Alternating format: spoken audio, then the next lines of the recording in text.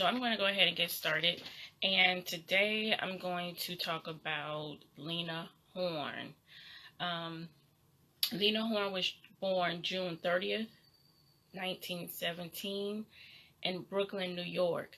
She was a singer, actress, and civil rights activist who first established herself as an accomplished live singer and then transitioned into film work.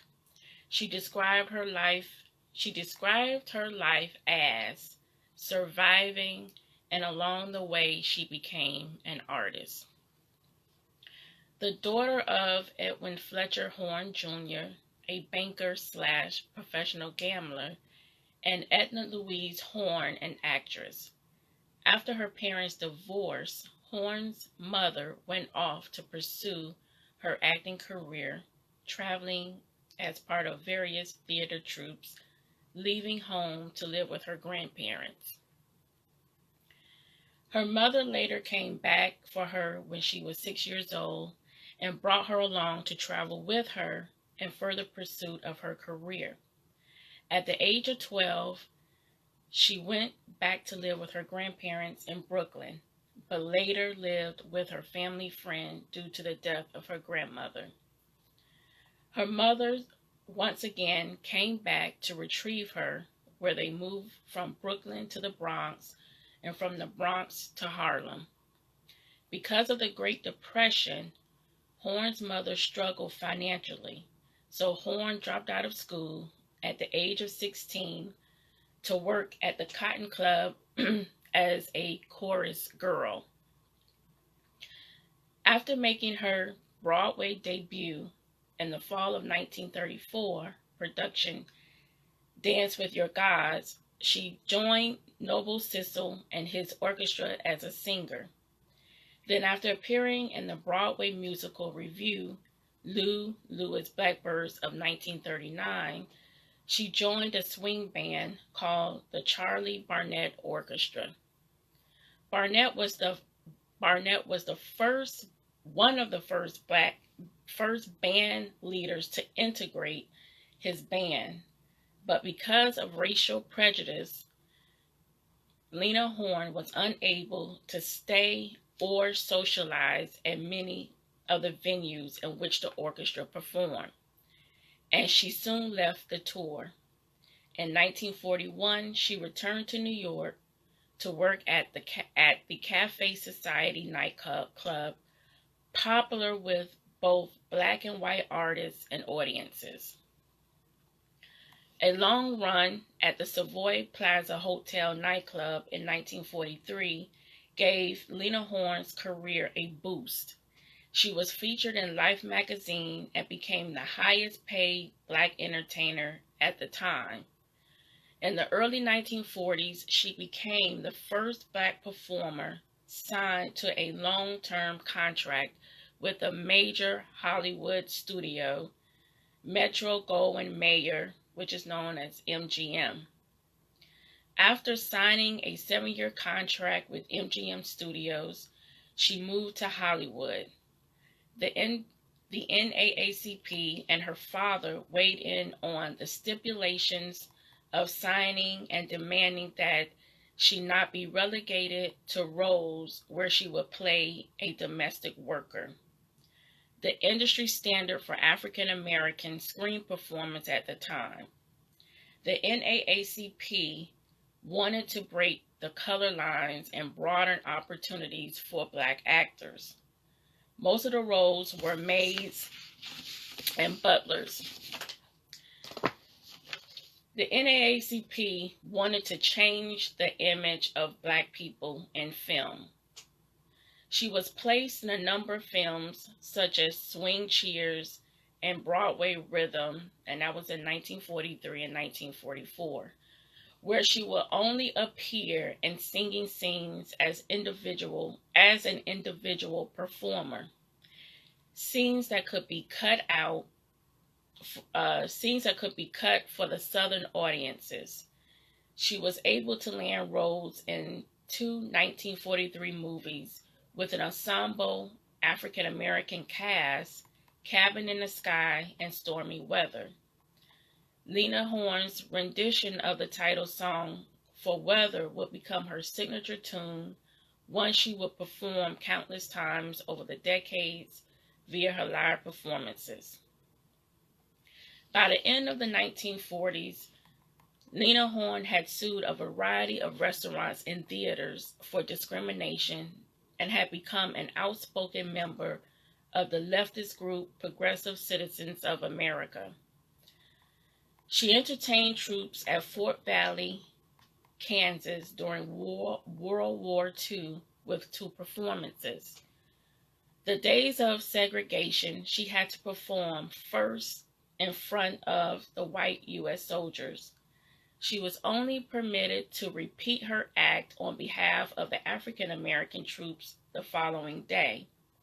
In a separate black mess hall, she found them sitting behind several rows of white soldiers, and when she inquired, she discovered that front seats were occupied by German prisoners of war. At first, she tried turning her back on the POWs and directing her voice to the black soldiers, but when that failed, she stormed off in a rage.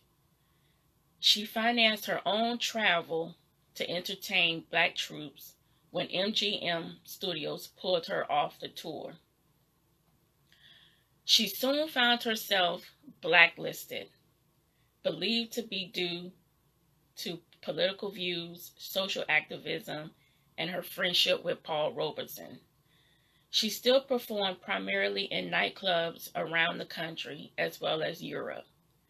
The band had eased by the mid-1950s, and Horne returned to the screen in the 1956 comedy Meet Me in Las Vegas, though she would not act in another film for more than a decade. She nevertheless continued to be a force when it came to her singing career, as seen with albums like It's Love, recorded in 1955, Stormy Weather, 1957. She had a hit single with her version of Love Me or Leave Me, and her live set, Lena Horne at the Waldorf Astoria, became, at that time, the biggest selling album by a woman for her label at RCA. She also co-starred in the popular Broadway musical Jamaica, running from 1957 to 1959. Horne credited Duke Ellington collaborator Billy Strayhorn as being largely responsible for her vocal training, and the two enjoyed a close friendship. Lena Horne remained active in the civil rights movement, performing at rallies around the country on behalf of the NAACP and the National Council of Negro Women. She participated in the 1963 March on Washington. She was also invited by James Baldwin to attend a meeting with Robert Kennedy to address the government's lack of intervention in the civil and human rights violations in the South. During this era, she also released albums like Feeling Good in 1965 and Lena in Hollywood, 1966. In 1969, she was featured in the screen western Death of a Gunfighter. She made her final film appearance in the 1978 movie The Wiz. Lena Horne played Glinda the Good Witch, singing an inspiring song, Believe in Yourself. In 1981, the singer/actress returned to Broadway with her one-woman show, Lena Horne, The Lady and Her Music. The production ran on Broadway for 14 months, then toured in the United States and abroad. The show won a Drama Desk Award, a Tony, and 2 Grammys for its soundtrack. She made guest appearances on Sanford and Son, The Cosby Show, A Different World, The Muppet Show, Sesame Street, Flip Wilson, and other shows as well. In 1994, Horne gave one of her last concerts at New York's Supper Club. The performance was recorded and released in 1995 as an evening with Lena Horne live at the Supper Club, which won a Grammy for Best Jazz Vocal Album. Though she contributed occasional recordings after this, she largely retreated from public life. And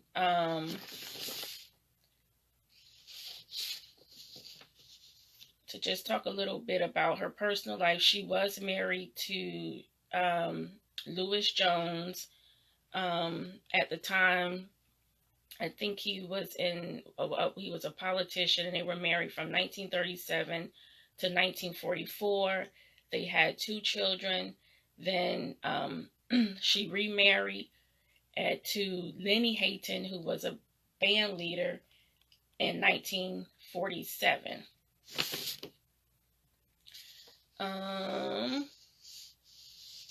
She also, to learn more about her, there is a biography of her by James Gavin titled Stormy Weather.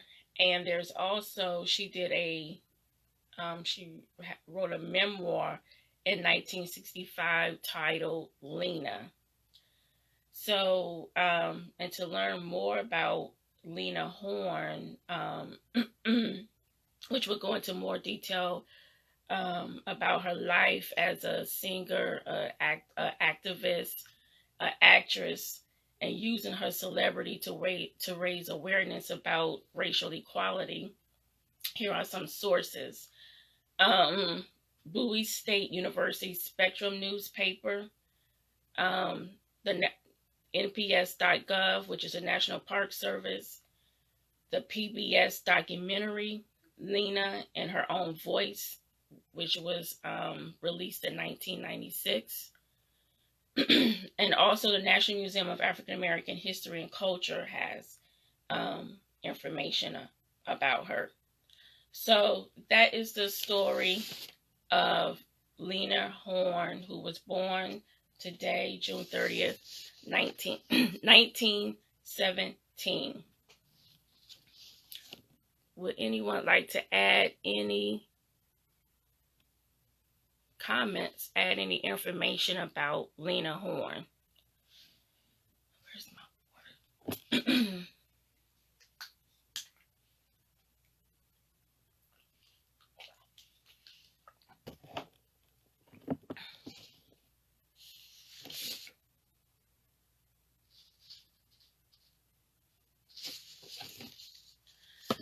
Okay, if not, thank you for watching, and I will see you next week at 11 o'clock.